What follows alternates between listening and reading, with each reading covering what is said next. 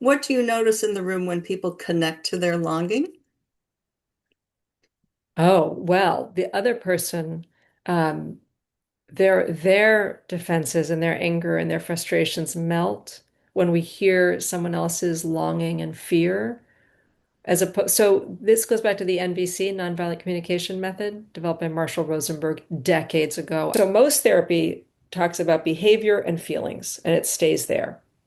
The work I do, I'm going deeper always, whether it's spiritually deeper at a soul level, I'm trying to help people, or with NVC, the underlying need. So if I speak to you about behavior, if we're married, and I'm like, Abby, I'm really mad at you because you did blah, blah, blah, blah, blah. If I'm expressing a frustration towards you, your likelihood of response is either to defend or withdraw. Like, well, I didn't, or well, like, you moved it, or I didn't know, or you didn't tell me, or I'm not talking about this right now.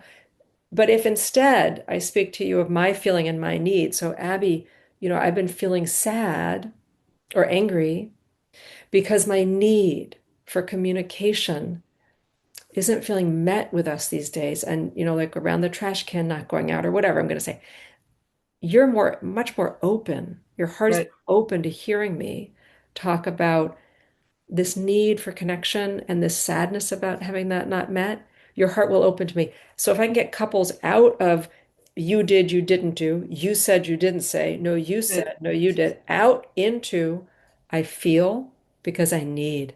I'm right, feeling because I'm needing. And I want to also clarify this.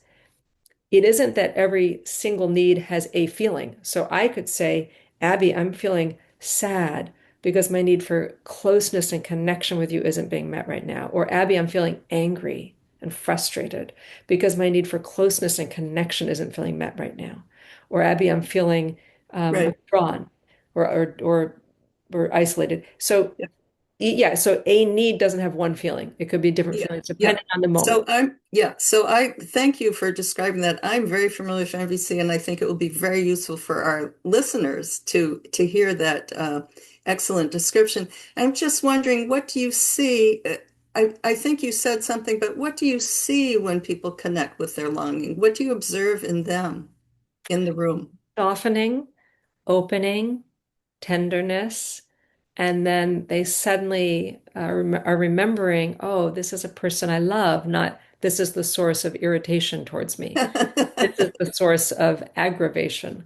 This is the source of not getting what I want. Oh, this is a person who I love who has pain. Uh-huh. Um, and you can, anyway, yeah, that's Yeah, what I would say. But it really matters. Often people don't know what their needs are.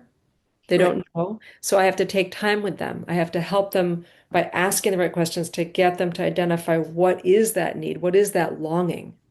right, They know how to articulate, you piss me off or you frustrate me. They have less skill at articulating, I feel, although the most therapy does that, even less at what I'm needing, what I'm longing, what I'm really scared of.